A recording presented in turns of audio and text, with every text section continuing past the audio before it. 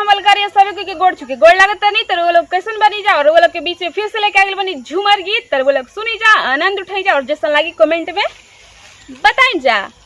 लाली अंगूठिया पा हरियर नगीना कुछ दूर से चमके हो लाल, कुछ दूर से चमके हो लाल।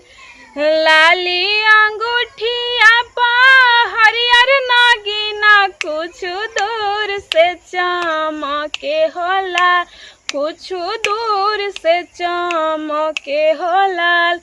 अंगूठी पहिरी हम अंगना बहरनी तब भसुरनी हारे हो लाल, हमके भसुरनी हारे हो लाल।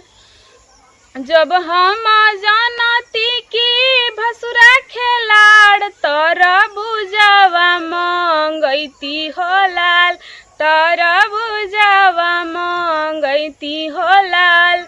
जब हम जानती कि भसुरा खेलाड़ तरबूजवा मंगैती हो लाल, तरबूजवा मंगैती हो लाल।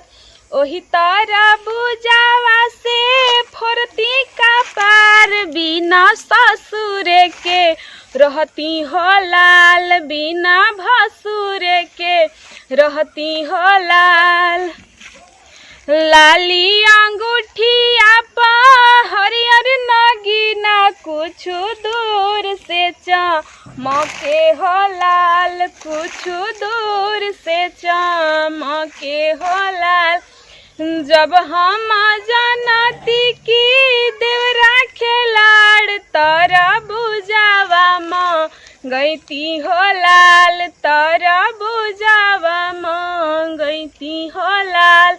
वही तरबूजवा से फोरती का पार बिना देवरे के रहती हो लाल, बिना देवरे के रहती हो लाल।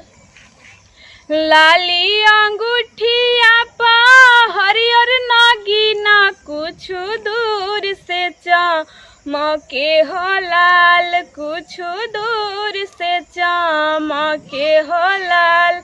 अंगूठी पहिरी हम गईनी बाजार हमके भसुरानी हारे हो लाल, हमके ससुरानी हारे हो लाल।